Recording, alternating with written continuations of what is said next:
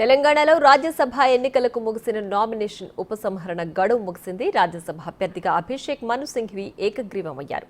సింఘ్వి తరపున కాసేపట్లో పార్టీ ఉపాధ్యక్షుడు నిరంజన్ ఎన్నిక సర్టిఫికేట్ తీసుకోనున్నారు. రాజ్యసభ అభ్యర్థిత్వానికి 2 నామినేషన్లు దాఖలయ్యాయి. కాంగ్రెస్ నుంచి అభిషేక్ మను సింఘ్వి నామినేషన్ వేశారు. ఇండిపెండెంట్ గా పద్మరాజన్ నామినేషన్ దాఖలు చేశారు.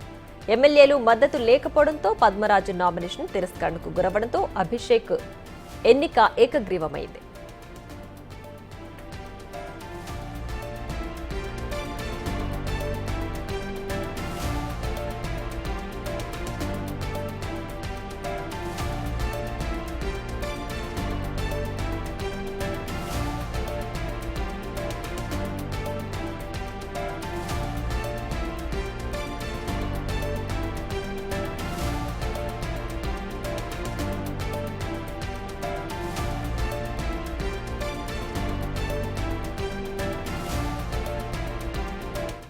రైట్, ఇక మరింత సమాచారం మా deputy bureau chief Sadiq phone line అందిస్తారు. సాదిక్, చెప్పండి, రాజ్యసభ అభ్యర్థిగా అభిషేక్ మను సింఘ్వి ఏకగ్రీవమైంది కదా, పూర్తి డీటెయిల్స్ ఏంటి?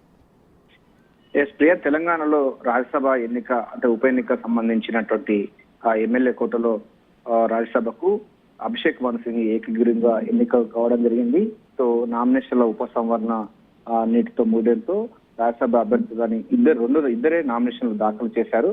కాంగ్రెస్ పార్టీ నుంచి కూడా అభిషేక్ మను సింఘ్వి దాఖలు చేయగా ఇండిపెండెంట్ గా అభ్యర్థిగా పద్మరాజన్ కూడా నామినేషన్ చేశారు. అయితే పద్మరాజన్ కు ఎమ్మెల్యేలకు సంబంధించి 10 మంది ఎమ్మెల్యేలు ప్రమోట్ చేయకపోవడంతో ఆయన యొక్క నామినేషన్ పత్రాన్ని అది రిజెక్ట్ చేయడం జరిగింది. దీంతో రాజ్యసభ అభ్యర్థిగా ఏకగ్రీవంగా అభిషేక్ మను సింఘ్వి ఎన్నిక కావడం జరిగింది.